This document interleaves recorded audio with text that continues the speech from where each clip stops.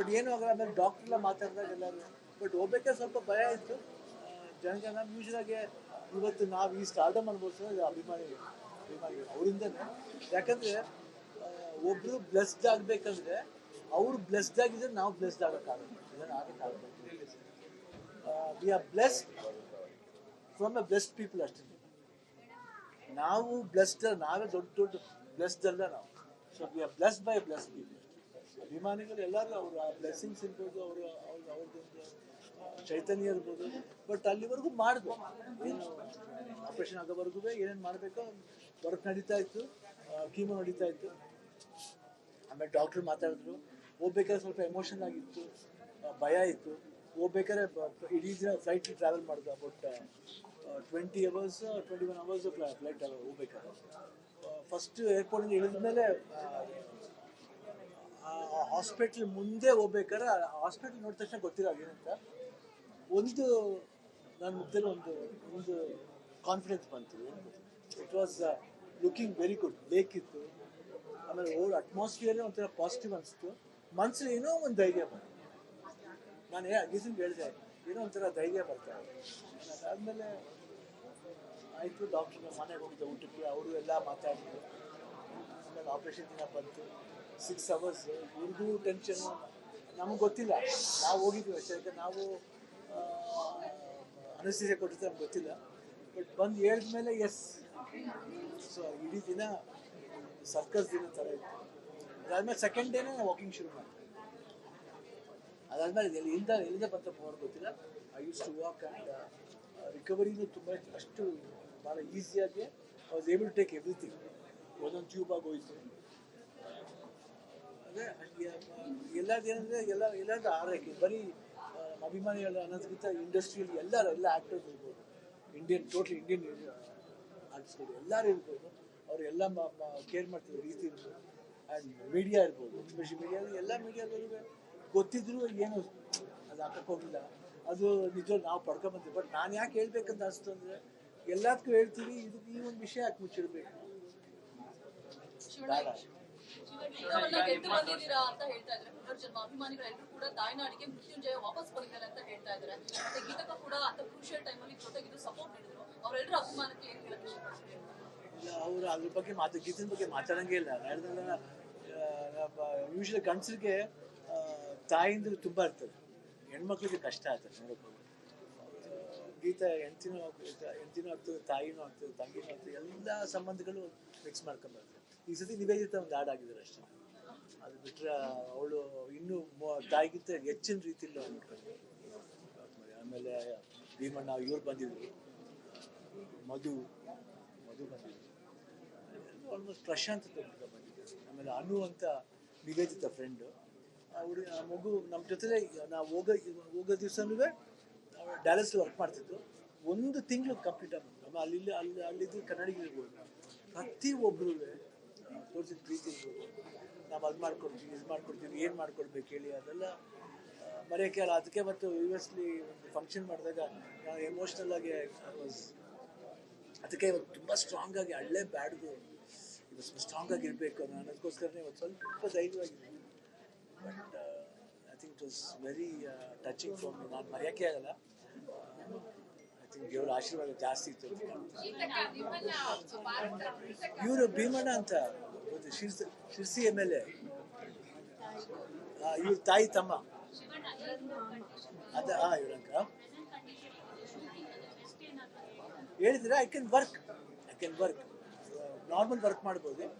Full ಫ್ಲೆಜ್ action ಬಂದ್ಬಿಟ್ಟು March ಎಂಡಿಂದ ಮಾಡ್ಬೋದು.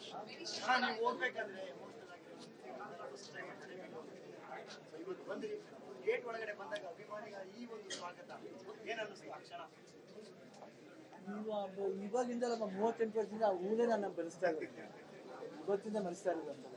ಶಿವಣ್ಣನಿಗೆ ಏನಾದ್ರು ಆಗಬೇಕು ಅಂತ ಇದು ಯಾವಾಗಿದ್ರು ಅವ್ರು ನನ್ನ ಅದೇ ಥರ ಹೂಲೇ ಬೆಳೆಸ್ತಿದ್ದಾರೆ.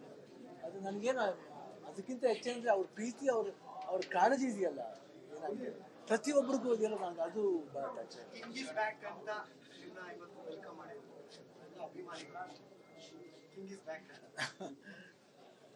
he will be always back. ಒಂದಿಷ್ಟು ಪಾತ್ರಗಳ ಮುಖಾಂತರ ಅಭಿಮಾನಿಗಳಿಗೆ ಇನ್ಸ್ಪಿರೇಷನ್ ಆಗುವಂತ ಬೇರೆ ಇಂಥದ್ದೊಂದು ಸಂದರ್ಭನೂ ಕೂಡ ಗೆದ್ದು ಈಗ ನೀವು ಇನ್ಸ್ಪಿರೇಷನ್ ಆಗ್ತಾ ಇದ್ದೀರಿ. ಯಾಕಂದ್ರೆ ಸಹಜವಾಗಿ ಇಂಥದ್ದೊಂದು ಸಂದರ್ಭ ಬಂದಾಗ ಫೇಸ್ ಮಾಡೋದು ತುಂಬಾ ಡಿಫಿಕಲ್ಟ್ ಆಗಿರುತ್ತೆ, ಸಹಜವಾಗಿ ಕುಗ್ಗಿ ಹೋಗ್ತಾರೆ. ಸೊ ಅಂತ ಸಂದರ್ಭಗಳಲ್ಲಿ ಫೇಸ್ ಮಾಡೋರ್ಗೂ ಕೂಡ ಈ ಸಿಚುವೇಶನ್ ಇನ್ಸ್ಪಿರೇಷನ್ ಆಯ್ತು. ಧೈರ್ಯ ಕೊಡೋರು ಇವರು ಜಾಸ್ತಿ ಮನೆಯವರು ಇಲ್ಲೇ ಪಕ್ಕದಲ್ಲೇ ಇರೋದು, ಅವರಿರ್ಬೋದು, ಫ್ರೆಂಡ್ಸ್ ಇರ್ಬೋದು, ಸಂಬಂಧಿಕರು ಇರ್ಬೋದು. ಎಸ್ಪೆಷಲಿ ನಮ್ಮ ಫ್ರೆಂಡ್ ಸರ್ಕಲ್ ತುಂಬ ಜನ ಇದ್ದಾರೆ. ಆ ಥರ ವರುಣ್ ಇರ್ಬೋದು, ಇಲ್ಲ ನಮ್ಮ DKD ಒಂದು ಬ್ಲಾಕ್ ಇದೆ, ಅನುಶ್ರೀ, ಅಕ್ಷಿತಾ, ಚಿನಿಪ್ರಕಾಶ್, ವಿಜಯರಾಘವ, ಅವರೆಲ್ಲ ಶೂಟ್ ನಡೀತಿರ್ಬೇಕಾದ್ರೆ ಆಮೇಲೆ ಅರ್ಜುನ್ ಜನ್ಯ, ರಮೇಶ್ ರೆಡ್ಡಿ ಅವರು, ಶ್ರೀಕಾಂತ್, ಎಲ್ಲರೂ ನಾಗಿ, ಪುನೀತ್, ತುಂಬ ಜನ ದೇ ಆರ್ ಆಲ್ವೇಸ್ ಬಿಹೈಂಡ್. ಧೈರ್ಯ ಇದೆ. ಆಮೇಲೆ ಏನಾಗುತ್ತೆ ನನಗೆ ಅದ್ರ ಬಗ್ಗೆ ಕೇಳಿಲ್ಲ. ಓಕೆ ನೋಡೋಣ ಅಷ್ಟೇ, ಏನಾಗ್ಬೋದು ಹೆಂಗಾಗ್ಬೋದು ಅಂತ. ಬಟ್ ಡಾಕ್ಟರ್ ಮನೋರು ಅದೇ ಹೇಳ್ತಿದ್ರು, ಧೈರ್ಯ ಮೆಚ್ಚಬೇಕಾಯ್ತು. ಹೆಂಗೆ ಓಪನ್ ಆಗಿ ಹೇಳಿದ್ದೀರಾ, ಇವತ್ತು ಒಂದು ಇನ್ಸ್ಪಿರೇಷನ್ ಆಗಿರುತ್ತೆ. ಅವ್ರು ಬಂದು ಏನೇನಿಲ್ಲ ಆಗಿ ಎಲ್ಲ ಆಯಿತು. ಒಂದು 3-4 ಡೇಸ್ ರಿಪೋರ್ಟ್ ಬಂತು, ಪೆಥಾಲಜಿ ರಿಪೋರ್ಟ್ ಬಂದು ಕ್ಯಾನ್ಸರ್ ಫ್ರೀ ಅಂತ ಬಂತು. ಸೊ ಅದೇ ಹೈಯೆಸ್ಟ್. ಅದಕ್ಕಿಂತ ಇನ್ನು ಹೆಚ್ಚು ಇನ್ನೇನು ಬೇಕಿಲ್ಲ. ಒಂದ್ ಕಡೆ ನಿಮ್ಮ ಆತ್ಮವಿಶ್ವಾಸನ, ಒಂದ್ ಕಡೆ ಅಂದ್ರೆ ನೀವೇ ಹೇಳ್ತೀರಿ ಎಲ್ಲರಿಗೂ ಭಯ ಪಡೋದೇನಿಲ್ಲ ಅಂತ, ನಿಮ್ಮಷ್ಟು ನೀವೇ ಧೈರ್ಯ ತಗೊಂಡಿಲ್ಲ. ಅದ್ರ ಜೊತೆಗೆ ಡಾಕ್ಟರ್ ಬಂದು ಧೈರ್ಯ ಕೊಡೋದಿಲ್ಲ. ಶಿವಣ್ಣ ನೀವು ಮುಗಿದ ಮೇಲೆ ನಿಮ್ ಚಾಳಿ ನೀವು ಸ್ಟಾರ್ಟ್ ಮಾಡ್ಕೊಡಿ ಅಂತ. ಆ ಥರದೊಂದು ಆತ್ಮವಿಶ್ವಾಸ, ಈ ಥರದೊಂದು ಸಮಸ್ಯೆ ಇರೋರಿಗೆ ಒಂದು ದೊಡ್ಡ ಪಾಠ ಆಗಿರುತ್ತೆ ಅಂತ ಆತ್ಮವಿಶ್ವಾಸ ಇದ್ರೆ ಎಲ್ಲ ಗೆಲ್ಬಹುದು. ಇಲ್ಲಮ್ಮ, ಎಲ್ಲ ಮನುಷ್ಯನಿಗೂ ಸ್ವಲ್ಪ ಭಯ ಅನ್ನೋದು ಇದ್ದೇ ಇರುತ್ತಮ್ಮ. ಜೊತೆಲಿ ಧೈರ್ಯವಾಗಿ ಹೋಗ್ಬೇಕಷ್ಟಮ್ಮ. ಏನೇ ಆದ್ರೂ ಪರವಾಗಿಲ್ಲ ಅಂತ ಹೋಗ್ಬೇಕಷ್ಟೇ. ಸರ್ಜರಿ ಬಗ್ಗೆ ಸ್ವಲ್ಪ ಆಡ್ತಿದ್ದೀರಿ. ಈಗ 190 6 ಸರ್ಜರಿ ಅಂತ ಹೇಳ್ತಾರೆ. ಅಷ್ಟೊಂದು ಕಠಿಣ ಸಮಯ.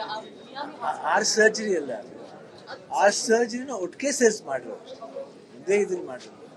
ಬಟ್ ಆ ಹೊಲಿಗೆದು 190 ಮಾರ್ಗೆ ನನಗೆ ಅದೆಲ್ಲ ಗೊತ್ತಿಲ್ಲ. ಯಾಕಂದ್ರೆ ನಾನು ಕೇಳೋ ಪರಿಸ್ಥಿತಿ ಇರಲಿಲ್ಲ.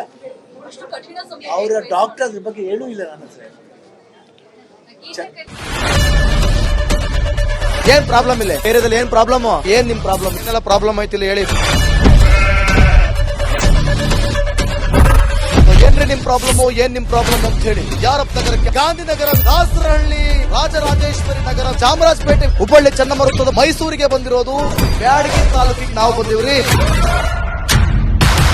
ಸರ್ ಹೇಳಿ ಸರ್, ಏನ್ ಪ್ರಾಬ್ಲಮ್? ನಿಮ್ MLA ಹೆಂಗೆ? ಏನೆಲ್ಲ ಸಮಸ್ಯೆಗಳು? ಏನ್ ಕಥೆ ಇಲ್ಲಿ ಬಂತ? ಅಯ್ಯಪ್ಪ ಯಾವತ್ತೂ ಬಂದಿಲ್ಲ. 2 months ಇಂದ ನೀರಿಲ್ಲ. ಟ್ಯಾಂಕರ್ ಬರ್ಬೇಕಾದ್ರೆ ರೋಡ್ ಸರಿ ಇಲ್ಲ ಅಂತ ಯಾರ ಹತ್ರ ಹೋಗಿ ಹೇಳೋದಕ್ಕೆ ನಮ್ಗೆ ಯಾರು ಇಲ್ಲ. ಇಲ್ಲಿ ಕಿತ್ತೋದ್ರೆ ಏನ್ ಹಾಳಾಗೋದ್ರು ಇದು ಯಾರು ನೋಡರೇ ಗತಿ ಇಲ್ಲ. ನಾವಿದ್ದೀವಿ ಅಂತಾರೆ. ಇವಾಗ ಯಾರು MLA ಮಗ ಒಂದ್ ದಿವಸನೂ ಬಂದಿಲ್ಲ. ಫುಲ್ ಸ್ಟ್ಯಾಂಡರ್ಡ್ ಲಕ್ಸುರಿಯಸ್ ಬೆಡ್ರೂಮ್ ಐತ್ರಿ ಅದ. Taj West End tradition blue. ನಿಮ್ದು ಮೀಟಿಂಗ್ ಇಲ್ಲಿ ಮಾಡ್ರಿ. ಇಷ್ಟು ವರ್ಷ ಆಯ್ತು, ಇದಕ್ಕೆಲ್ಲ ಯಾರು ಸರ್ ಜವಾಬ್ದಾರಿ? 2,000 ರೂಪಾಯಿ ಹೋಗ್ತೀನಿ ಬರ್ತಾ ಇದ್ದೀನಿ. ಬ್ಯಾಂಕಿಗೆ ಹೋಗ್ತೀರಿ ಬರ್ತೀರಿ 2,000 ಮಾತ್ರ ಬರ್ತಾ ಇಲ್ಲ. 2,000 ನಂದೇ ಹೊಂಟೋಯ್ತು. ನಿಲ್ಲ ಮೇಲೆ ಭಾರಿ ಐಟ್ ಅದಲ್ಲ ಮಾರೇ. ಬರಲ್ಲ ಕಣ್ರಿ ಸರ್. ರಾತ್ರಿ 1 ಗಂಟೆವರೆಗೂ ಎಣ್ಣೆ ಅಂಗಡಿ ತೆಗಿಬೇಕಂತ. ಬೆಳಿಗ್ಗೆ 4 ಗಂಟೆವರೆಗೂ ತೆಗಿಬೋದಲ್ಲ. ಮಗನೂ ನೋಡಲ್ಲ, ಯಾರು ನೋಡಲ್ಲ. ನಾನು ಒಬ್ಬಳು ನೋಡ್ಸ್ಕೊಂತೀರಜ್ಜ. ಮೊಮ್ಮಕ್ಕಳಿಗೆ ಅಮ್ಮ ಅಪ್ಪ ಇಲ್ಲ, ಅವರು ನೋಡಿ ಬರ್ತಾ ಇದೀವಿ. ದೇವ್ರು ಬಿಟ್ಟಂಗೆ ಆಗುತ್ತೆ.